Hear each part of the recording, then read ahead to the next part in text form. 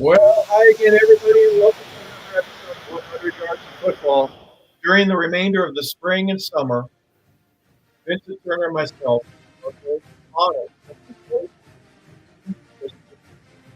we're going to start this week by talking about the 1995 Nebraska Cornhuskers, the national champions for the NCAA in football that year.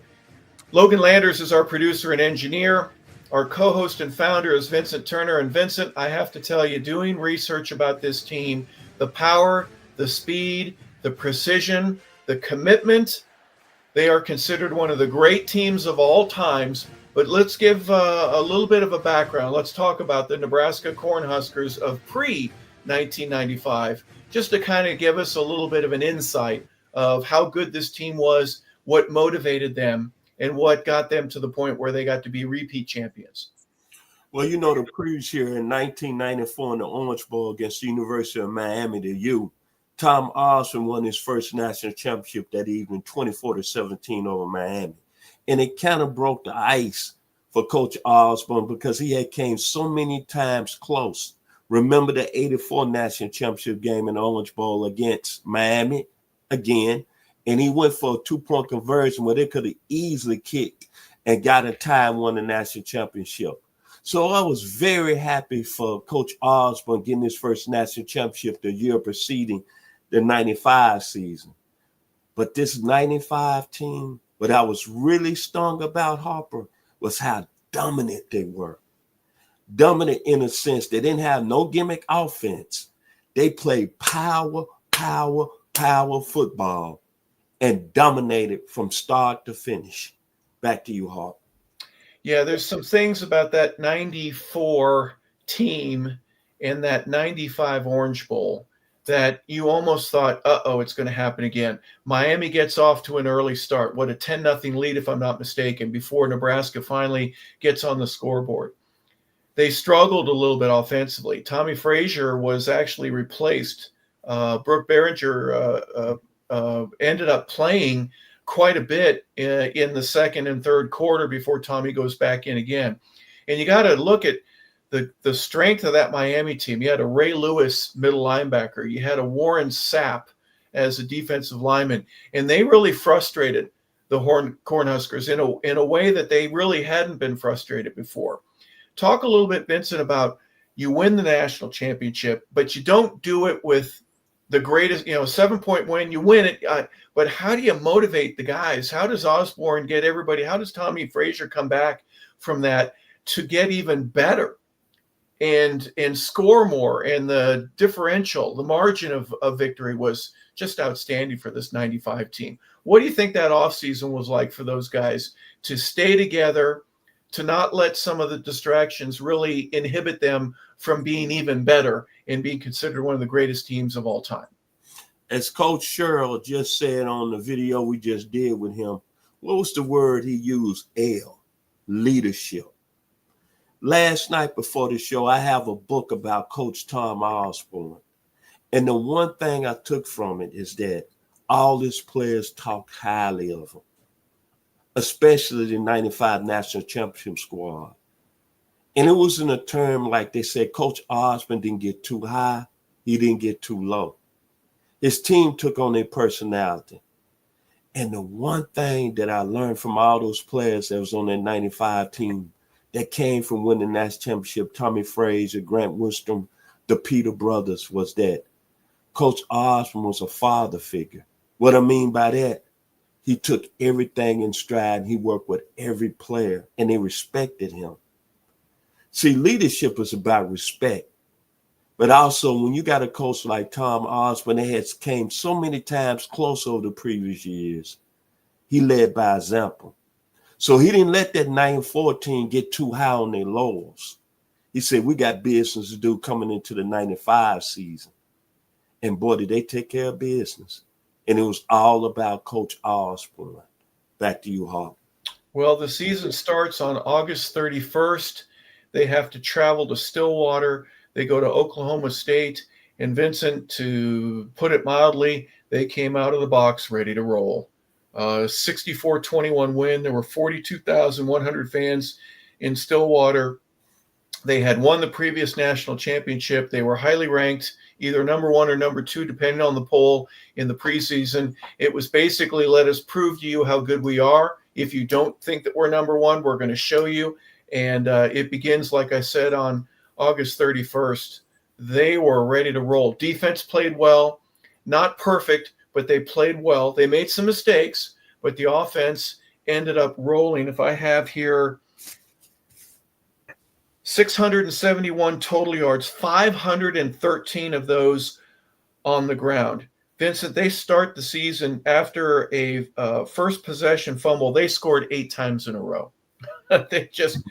They had 6, 30, 14, and 14 points in each of the 4 quarters, and it was their 22nd win in a row against Oklahoma State. They went out there with a mission. Think about this. They played Oklahoma State in Stillwater. And I remember that game vaguely because Nebraska was favored in that game, I think, by only 10 points. But when you talk about making statements and you talk about a team focus, what you said the score again was?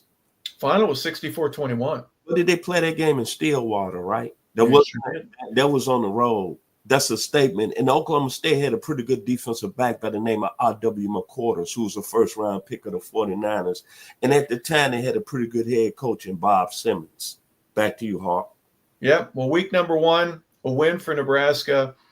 They leave Lewis Field, and they get themselves ready to go up to East Lansing. Week number 2 is against Michigan State. There was a coach there that we might be familiar with that was just getting started there at Michigan State. Sparty's is week number 2, 73,891 fans there at Spartan Stadium on September 9th. So they get a couple of days additional to rest for that. But boy, did they dominate there. 50-10 was the final. Nebraska wins game number 2. You're thinking about that Michigan State team. First, let's start with the head coach. Boy, his career ended up pretty well, I think, after his first game as a Michigan State head coach. But think about who was on that Michigan State team. Tony Banks, that played in the National Football League. Derek Mason, Musa Muhammad, who played with the Carolina Panthers. Yep. Scott Green, that was in the league. And you go up there and you beat Michigan State 50-10. And I watched that game on TV. And the one thing I took from it is that, a lot of teams and a lot of coaches said Nebraska didn't have speed. You look at that game right there, and you can go back on YouTube. Lawrence Phillips, Armand Green, Clinton Childs, and Tommy Frazier. Give me the stats, Harper, that game, what they put on the ground. Well, they only had 552 yards in rushing versus 45 for Michigan State. Thank you. They had 3 sacks, the defense did, and Lawrence Phillips had 206 yards and 4 touchdowns in that game. Thank you. You talk about the speed. I thought that the whole thing from your punter and kicker to your biggest, heaviest offensive lineman, small-waisted guys, powerful dudes that could run. They may not win the 40 against everybody, but they're going to run a faster 40 than they ever have before. You know what I mean? Big shoulders, small waist guys on the offensive line. Defense was the same thing, powerful legs. And again, they may not run a 4.6 40, but they're running a 4.65. If you know what I mean, they can run with you. And they got faster, and they sure proved it against a Big Ten team that was that had nothing but high expectations there for the Spartans. When you look at it overall, you open on the road 2 games, they score a total of 114 points, and their opponents only scored 31. And they went on the road against 2 teams that had expectations coming into the 95 season, Oklahoma State and Michigan State. And did they not make a statement? Big Red, 72 all over again, Johnny Rogers and Jerry Taggy. Yeah. Back to you, Hawk. Well, they get to host Arizona State for the first of 5 straight home games that were on the schedule on September 16th in front of 75,418. The final there is 77-28. Outstanding job. You had 394 yards on the ground, 292 in the air, 11 touchdowns. A lot of teams don't even get 11 possessions in a ball game, and Nebraska had 11 touchdowns. Bruce Snyder head coach of Arizona State, got a little upset at the end of the game, Vincent. He ends up going to shake Tom Osborne's hand and got mad at him and said, "You were running up the score. Your third team guys ended up scoring a touchdown with just about a minute left in the ball game, and you embarrassed us." And I can understand how Coach Snyder would feel that way. I really do. But you know what? When it comes time to play, you got to stop the other team from scoring. And you couldn't do that with your starters against the third team guys. So I don't know if there's a legitimacy to that argument. You just got to play, and you got to play hard from beginning to end. If you want the third string guy to take a knee, not at Nebraska, because that may be the only time he gets to play all year. So you need to stop everybody. So again, you're 3-0, and they are just absolutely dominated on offense. It was the largest amount of points that they gave up for the whole season. Jake Plummer was the Arizona State quarterback. He had a pretty good game. Your thoughts, Vincent? Well, you mentioned Jake the Snake was on that team. Derek Smith, who went into the National Football League as a linebacker, the late, great Pat Tillman. And Bruce Snyder was a hell of a football coach, man. Passed away some years ago. That was a very good Arizona State team. But again, Nebraska is showing you that, hey, take no bones, take no mistakes. We're the most dominant team in the country. And the old saying a coach told me one time, hey, if you can't stop us, that's too bad. You should never showed up. Yeah. Bottom line. Well, they're ranked number 2 in the country, and they end up hosting the University of Pacific in their final. I'm sorry, not the final, but in the middle of their. They started the season with a Big Ten conference game, and then they've got 4 non-conference games. This is the third of the 4. UOP didn't stand a chance, but the good news for the Pacific Tigers was they didn't have to face the starters, but more than maybe a little bit into the second quarter. Other than that, it was a complete domination. Let's look at some of the stats here. University of Pacific, the final is 49-17. And you can say, well, wait a second. They scored 77 points against Arizona State. Listen, Osborne probably did listen. Look, we know we're going to beat these guys. They're not going to score more than a touchdown. We're in front of 75,000. So we had 731 total yards.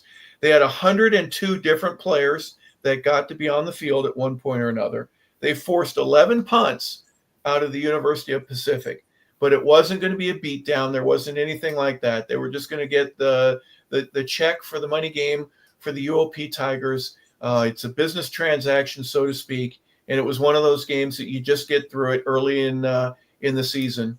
But again, complete domination there. Nebraska, all systems are go. Give credit to Coach Osborne.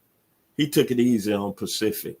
The head coach at the time, Mr. Chuck Shelton, said thank you.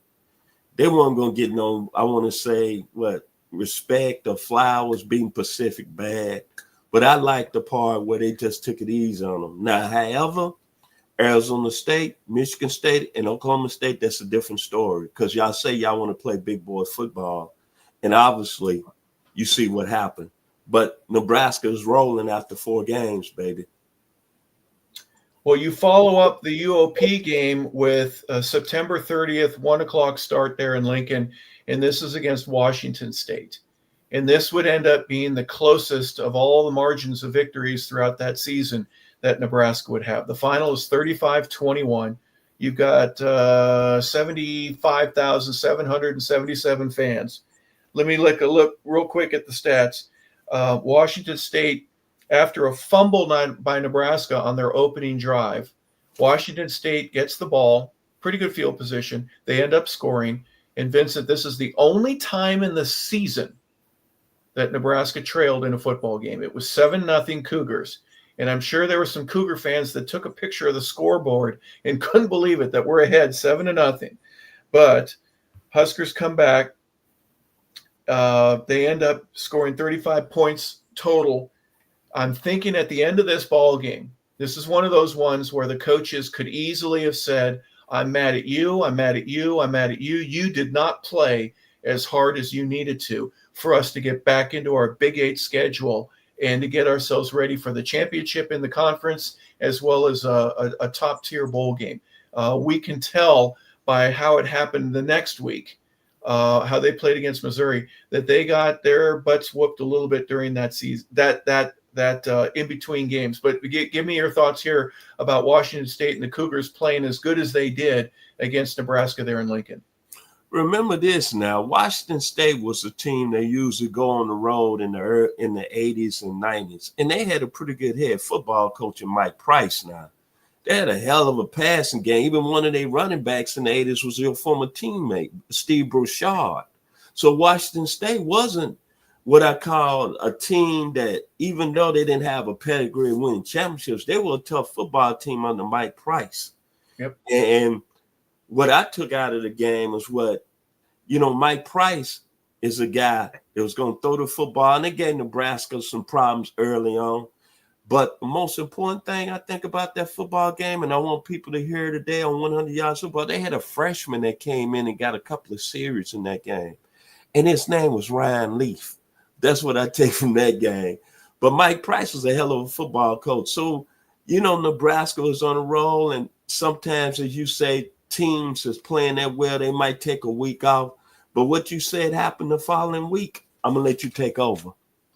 Well, they had a bye week after the Washington State win, and then they go against Nebraska. Again, this is their fourth of 5 home games in a row. You mean Missouri? I said Nebraska. Please forgive me. Missouri Tigers come into town, 75,552. Nebraska defense forces 5 fumbles. They get 2 of them, 2 interceptions. They block a punt. They only gave up 39 yards of rushing in that ball game.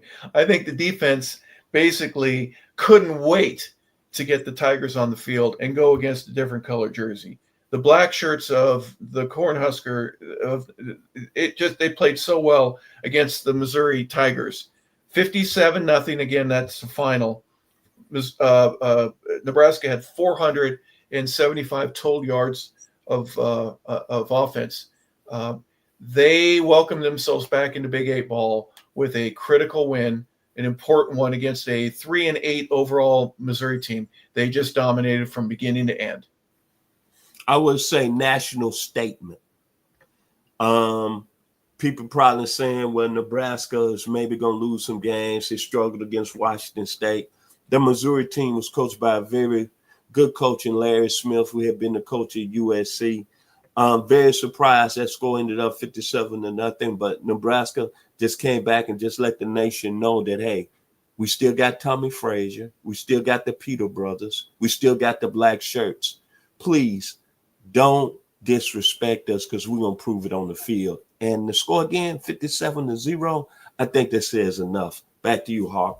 Yep, absolutely. Well, the next game is the final of the homestand that you've got at Nebraska, and this one is against number 8 Kansas State. This is on October 21st. Biggest crowd of the season ends up going to Lincoln to see this. 76,072 were paid. It was 35-6 at the half. And KSU's defense, which was ranked number 3 in the country at the end of the year. Vincent, I'm not sure if you're aware of this stat, but this was impressive to me. Kansas State gave up a total of 145 points in their season. They gave up 49, or 1/3 of the amount of points that they gave up in the whole season to Nebraska in this one single ball game. It was 35-6, like I said, at the half. 49-25 was the final. There were 2 scores that Kansas State got at the end of the fourth quarter to get them close, but just another one of those domination games. Even though the result of the game was about 24 points, it was absolutely a blowout.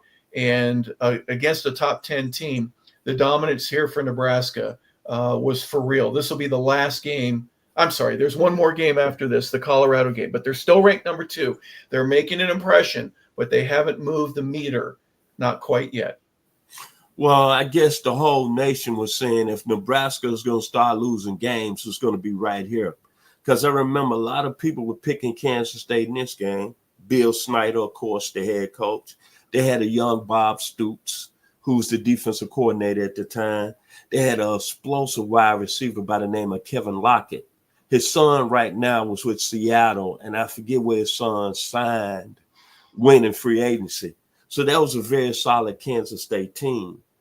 But again, Nebraska showed you that the Cornhuskers. I was surprised at the score of 49-25, how dominant Nebraska was. But that's when I started saying the Cornhuskers, they that team now. It's serious. They might be playing for it all at the end of the year. Back to you, Hawk. The following week is October 28th. They go on the road for the first time in over a month. They go to Folsom Field there in Colorado. They take on the Buffaloes, who are ranked number 7 at the time. 54,063 people in the house for there. It was 31-14 at the half. They got 2 interceptions on defense, and CU had 12 penalties throughout that ball game. So there were so many things that CU thought they were ready for, but the speed, the precision, the drive, especially from a Colorado offensive perspective, they couldn't block against the defense. 44-21 was the final there. Again, another big, very impressive game, and that is the last time that Nebraska is going to be number 2 in the country. They would move up in the polls after this game. Colorado came in number 7. They had it rocking in Boulder. They had the pretty boy out. Well, you from Hawk? They played at UCLA. The head coach, Rick Neuhauser. Boy, they was loving Rick Neuhauser. They had Coy Deppner, Ty Deppner's little brother. Marlon Barnes from the 901, star running back. Ray Caruth was a pretty good player. Matt Russell was one of the top linebackers in the country. Yep. So there was a lot of people kind of gearing toward Colorado and springing the upset. But again, the Huskers prove us wrong. Very impressive win, 44-21. Back to you, Hawk. Month of November, on the 4th, it begins with the home game, again back at Memorial Field there in Nebraska. Iowa State is the victim this time. 75,506 people in the house. 73-14 is the final. Yes, I did say 73 points. This is the second time that Nebraska has scored over 70 points. It's their highest point total of the year. Second highest in history in terms of their yardage. They had 776 total yards, 624 of those on the ground. This is a game where Lawrence Phillips returns for the first time after his suspension, and he gets a couple of touchdowns in this ball game. The defense had a fumble recovery and 2 interceptions, just making it impossible for the Cyclones to do anything. A complete and utter domination again here, and as I mentioned a little bit earlier, Nebraska's number 1 for the rest of the year. Very surprising they beat Iowa State bad as they did, because Iowa State had a pretty good running back out of Miami by the name of Troy Davis. Yes. I think he finished like 2nd or 3rd in the Heisman that year. But a very impressive win, and Nebraska is rolling. They got Lawrence Phillips back. So what more can we say? They start using the D word, dominant. Back to you, Hawk. Well, Memorial Stadium in Kansas, and this game is in Lawrence, is next, and this is on November 11th, the 2:30 kick here for this one against number 10 Kansas, right? So this is the 3rd time in 4 weeks that Nebraska plays a top 10 school, at least in terms of the final rankings. 53,300 are in the house there. KU had a total of 73 rushing yards. That's it. It was 43-14 at the half. The 14-3, at the half, and 41-3 is the final. Again, a top 10 team going against Nebraska defense. They can't do anything. They can't get first downs. They can't move the ball. They're punting all the time, and Nebraska is really dominating. Offensively, again, only 41 points. Give me a break there. That's about what they averaged throughout the course of the season. And another game, 47,000. Well, I had 40. What did I have? 53,000 in the house there in Kansas. They just left feeling empty and dark, I guess you could say, Vincent. It was a tough home loss there for the Jayhawks. Glenn Mason was a pretty good coach at the time for Kansas. Had Kansas ranked number 10 at the time. They had a pretty good receiver in Isaac Byrd. But again, Nebraska proved you that it was the top team in the country. Very easy, very impressive win. The Huskers are rolling now.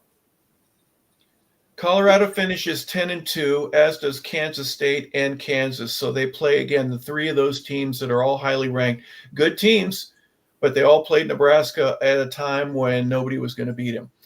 All right, the game that everybody's waiting for, the Oklahoma-Nebraska game, that's on November 24th. It's a 1:30 kick. Oklahoma basically didn't show up, if you can ask any of the Oklahoma fans. 75,622 in the house there. It was 13-0 at the half. 2 field goals and a defensive score. But Nebraska got their feet a little bit moving there in the second half. 37-0 is the final there. One of those complete domination games again by the Cornhuskers to beat the Sooners badly in Lincoln. And Oklahoma goes home with the tail in between their leg that year. Let's be honest. At that time, Oklahoma was going through a lot of changes. Harold Scharnberger was the coach. A lot of people didn't even want him to be the head coach. He got, to me, got the job based on some politics. Then, Oklahoma was struggling, as I mentioned. They had a pretty good quarterback in Garrett McGee. But at the end of the day, Oklahoma was not near the team they were back in the 70s and 80s. And really, to be honest, I'm surprised Nebraska took it easy on them, because that easily could have been a 60-point game for the Cornhuskers. Thank you, Coach Tom Osborne, for not really taking it to Oklahoma at that time. Well, they get a couple of weeks off. You get a chance to get your players some rest, work some things out, and then you go into the Fiesta Bowl. The previous year it was the Orange Bowl, and now they go into the biggest game of the year. They're going to play the number 2 team in Florida for the national championship. And Vincent, before we went on the air, we kind of had a fun time talking about the Fiesta Bowl. This is one of the last games that you got to see in Memphis before you end up moving. And you had a little bit of a wager with one of your family members saying, there's no way. I've seen what Florida can do. Their speed, that fun and gun offense, Spurrier, you got a Heisman Trophy winner and Danny Warfel. There's 4 reasons right there why Nebraska doesn't stand a chance. Were there more?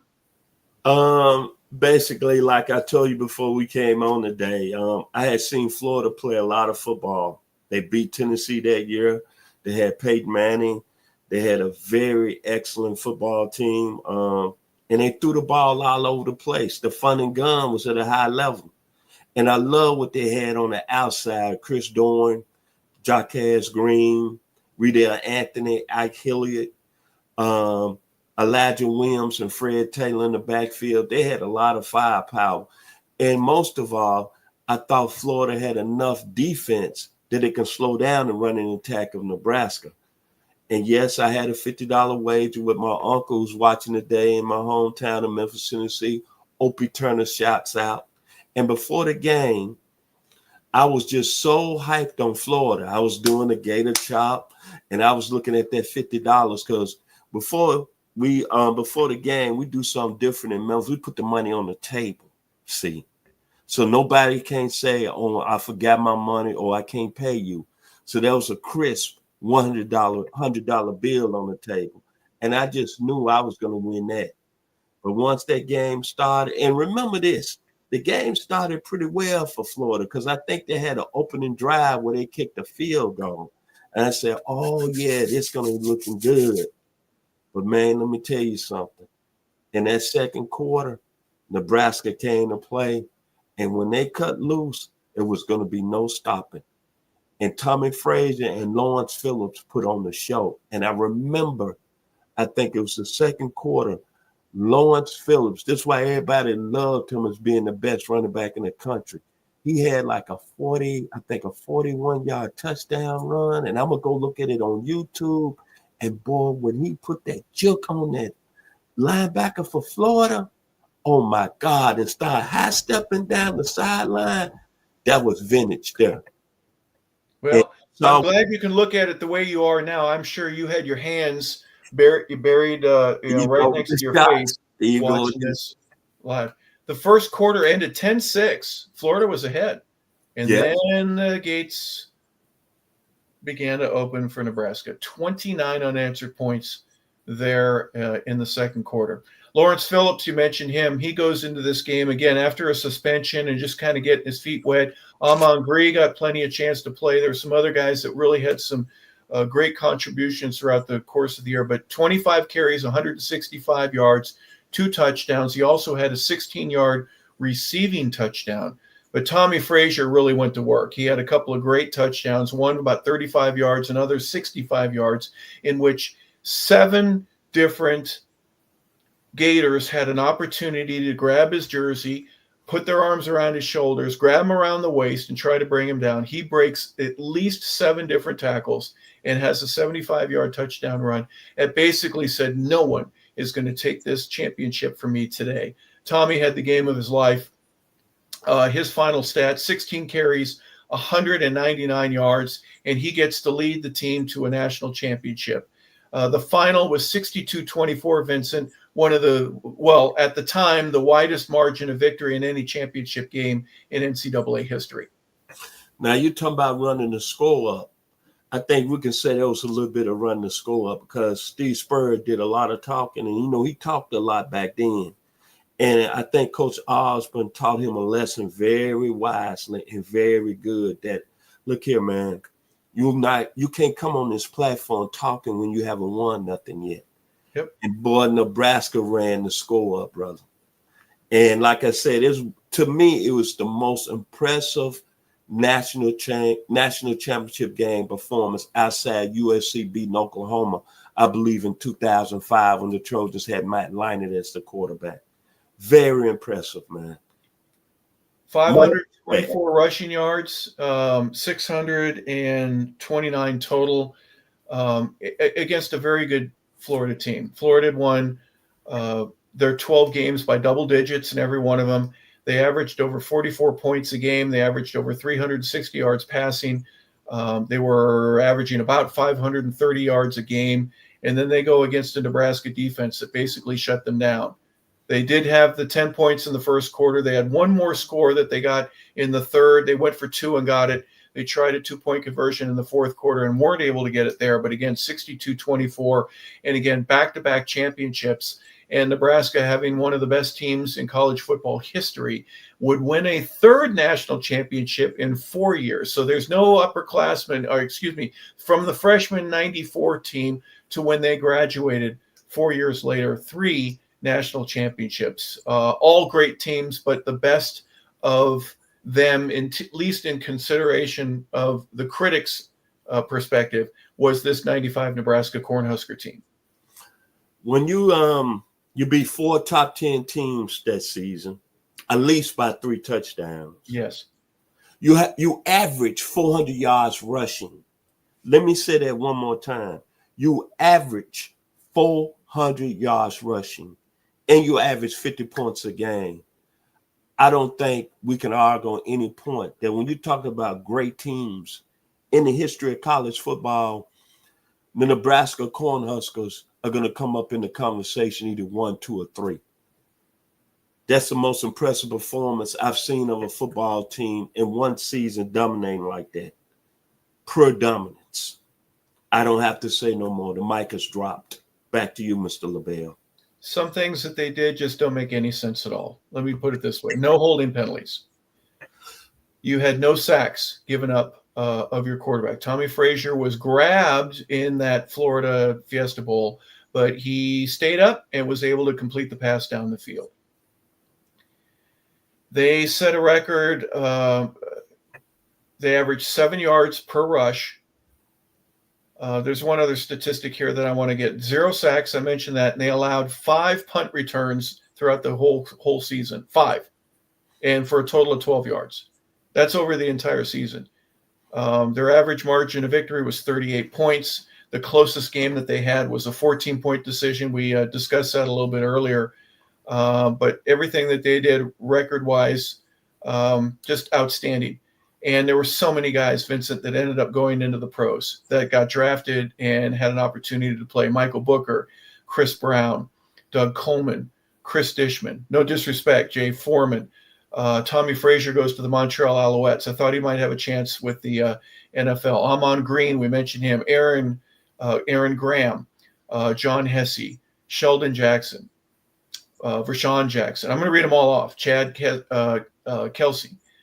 Bill LaFleur, John Macavicchia, Mike Minter, who had a great career with the Carolina Panthers, Christian Peter, Jason Peter, Lawrence Phillips, Mike Rucker, Eric Stokes, Jared Tomich, Andrew True, Tony Veland, Eric Warfield, Jameel Williams, Tyrone Williams, Jason Wiltz, Grant Winstrom, all got a chance to play in the National Football League. because of some of the great success that they were able to have here, from an all first team Big Ten, all American, all the honors, and a Big 8 player of the year, everything that was associated with it. Vincent, this was a fantastic football team. One thing to Cornhusker Nation, you should be awfully proud. When we talk about great teams of the past, and a lot of people are going to bring up, as Mr. Charlie Young, who was a guest last week, how he talked about the 72 Trojans. Like a lot of people in the state of Alabama would talk about the 7A University of Alabama team, or even the teams under Nick Saban. They won, what, I believe 6 under him. I'm not for sure. I don't know the count. But when you look at this football team, we always go by facts here, not speculation. I'm going to say it one more time. They beat 4 top 10 teams by at least 3 touchdowns. They average, one more time, I don't even mean to repeat it, 400 yards rushing and 50 points a game. And they win the national championship game easily over a very good Florida team who I lost $50 on, 62-24. The mic has dropped. Kudos to the Nebraska Cornhuskers. As some people might say, the best college football team in the history of this game. Back to you, Mr. Harper LeBel. And as we get ready to roll out of here, remember the Florida Gators end up winning the national championship the following year. So this is a very good football team. And the total domination that we've mentioned before, 38 points was the average margin of victory. 53 points a game, Vincent, is what I have, 53.2 to be exact. They only allowed 14.5. So there are so many ways where this Nebraska Cornhusker team just proved over and over again, from week 1 all the way to the Fiesta Bowl in week 12, that they were just the best team in the country. So 7-0 in the Big 8. And Tom Osborne wins his 2nd national championship in his 23rd season.